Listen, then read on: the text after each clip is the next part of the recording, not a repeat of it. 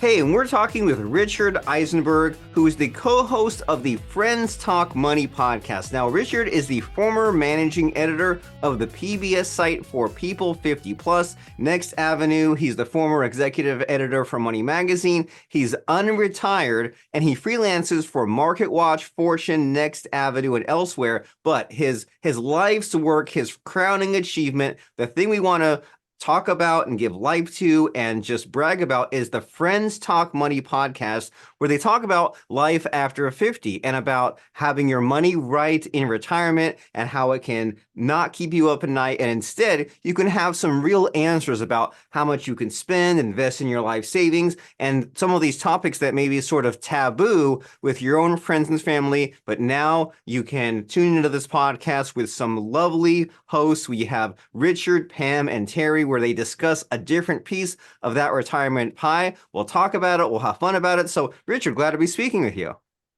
Nice to be here, Robert. Thank you.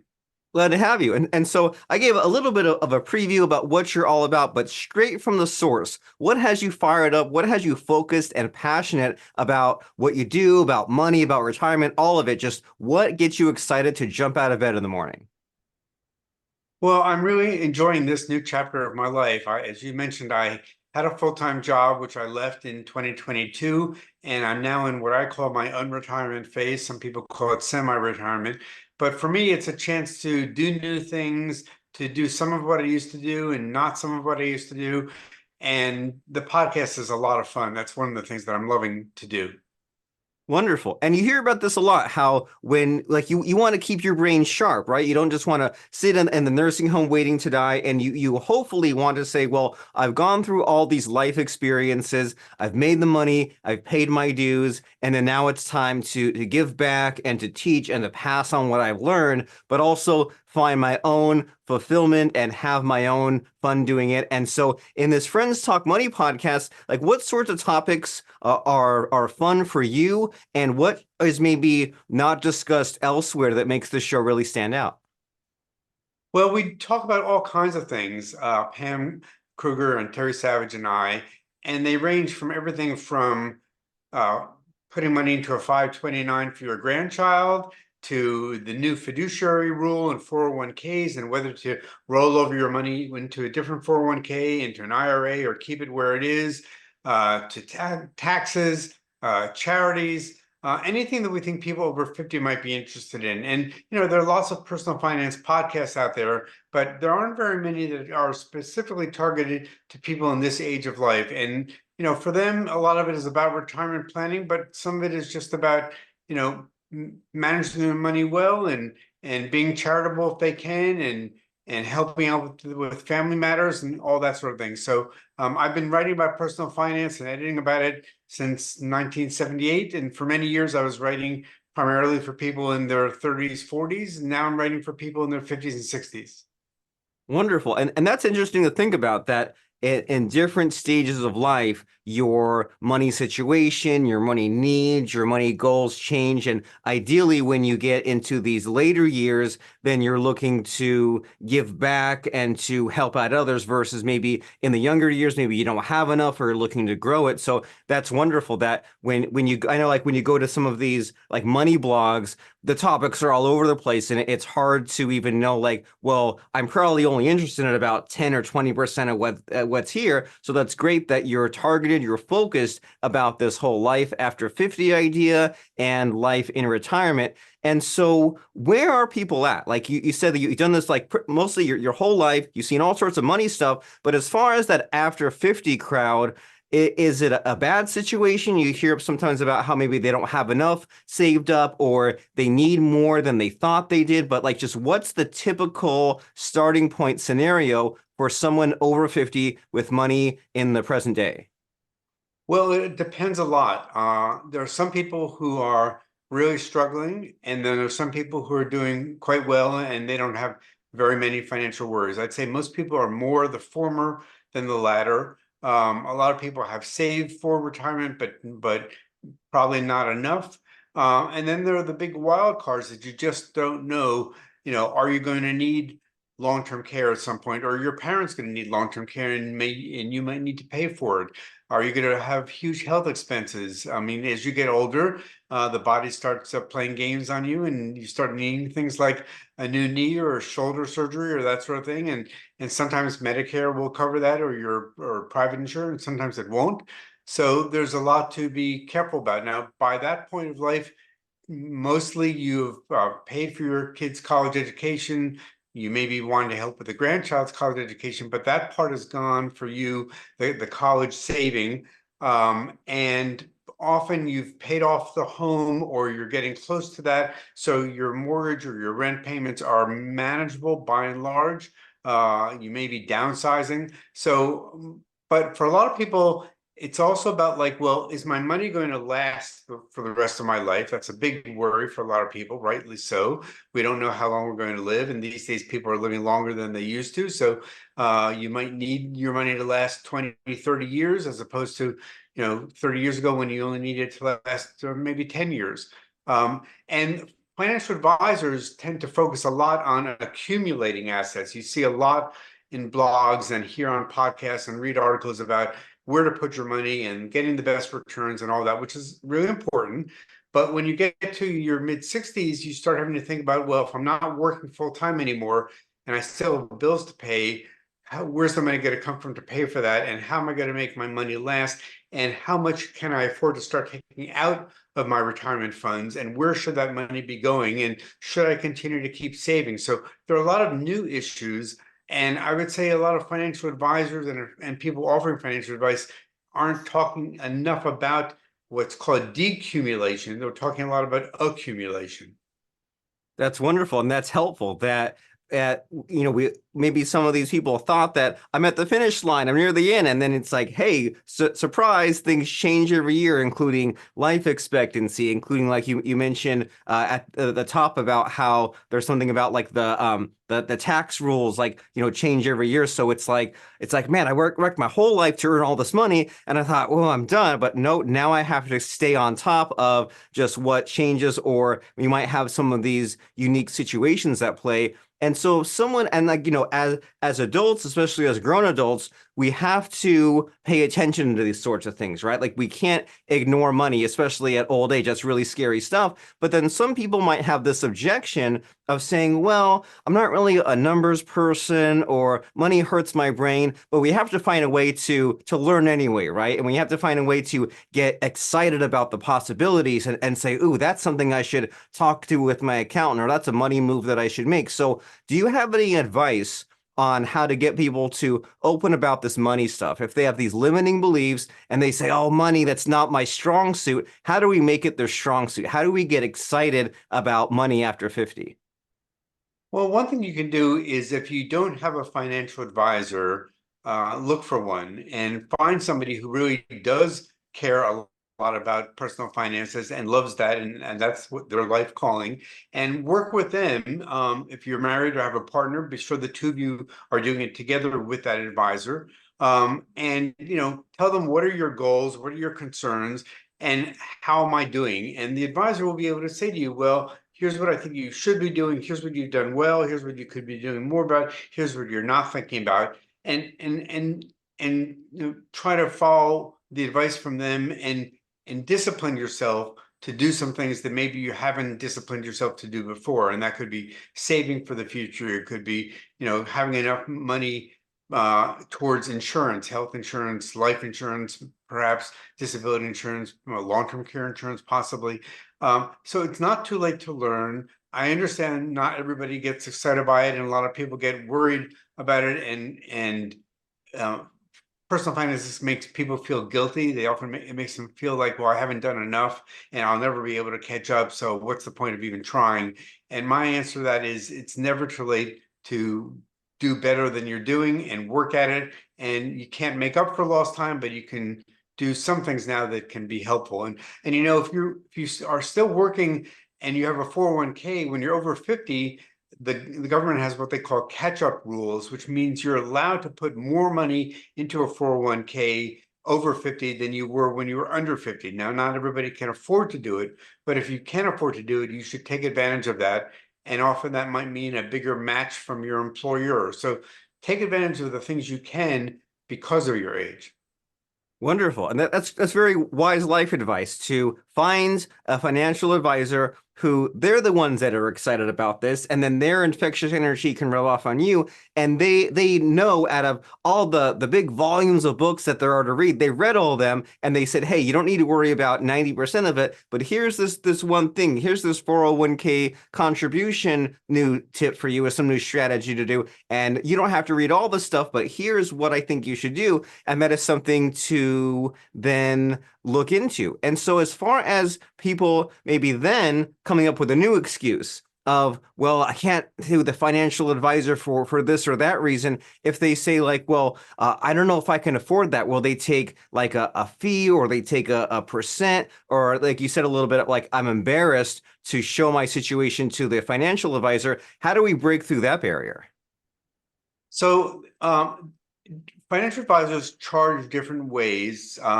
Many of them charge a percentage of your assets, and they tend to want people who are, I would say, upper income and wealthier people. But there are also financial advisors who charge by the hour, and you could say, well, I'd like to have a meet with you, and I want to spend X number of hours, or this is the issue that I'm really concerned about. And, can we please talk about that and do this over a period of time for a set number of hours, so that it's not going to break the bank, but it's going to be money well spent. It's a good investment in your financial future. So I would say, it isn't necessarily easy to find a financial advisor who will take you, but it's possible. And there are a lot of advisors all over the country who are, happy to take on new clients and talk to them. And I would suggest looking for what are called a fee-only financial advisor and a fiduciary. These are people who put your interests first, and they make a living by getting paid by you and their other clients, but not by commissions for selling things.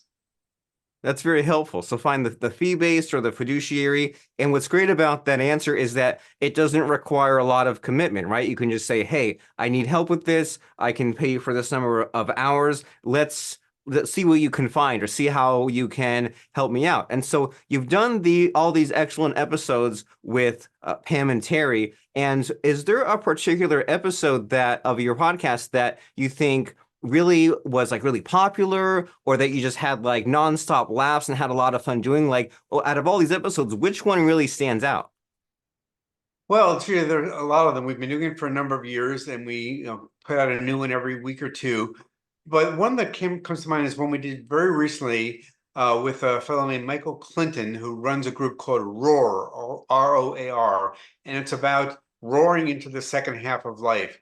And he did a really interesting survey of people in their 50s and 60s, and found that for many of them, their vision of retirement for themselves is much different than what the traditional vision of retirement was, and they're living it that way. And so in some cases, they're starting a business in retirement, or they're working part-time in retirement, or they're volunteering, or they're mentoring, they're finding meaning and purpose, but they're really supercharged up. And so they are not sort of sitting on the sofa all day, although they're happy to do that sometimes, and play pickleball and golf and tennis and swim and all that, and spend time with family and travel. But they're also seeing this as an opportunity to do new things. And it was really fun to talk with him.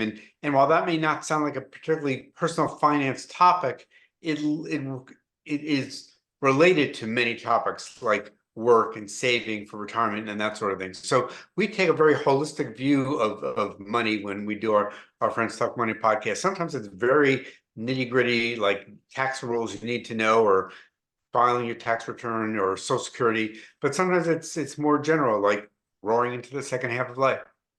And that's what we want, right? We don't want every episode to be the same. We want to sometimes be specific and be more generalized. And that's great to think about, that retirement does not have to be just one thing, right? You can, like you said, you can start a business, you can volunteer, you can work part-time, you can travel, you can visit family. You do all these things that maybe you didn't have time to do because you were supporting a family, earning a living. You had these things called responsibilities. Well, now it's your turn to have the fun, and it's your turn to enjoy life and do what life is actually meant to be. And so as far as retirement, and like living your best life, especially in the later years, would you say, is there like a number one mistake people make, or is there like just a number one piece of advice just at the top of the list? Like, what should we all be doing and thinking going into retirement? I think we need to be thinking about what we want to retire to, not so much what we're retiring from. Most people, when they think of retirement, it's I can't wait to stop working full at this job. I'm burned out, or I'm tired, or I'm just bored, or whatever it may be.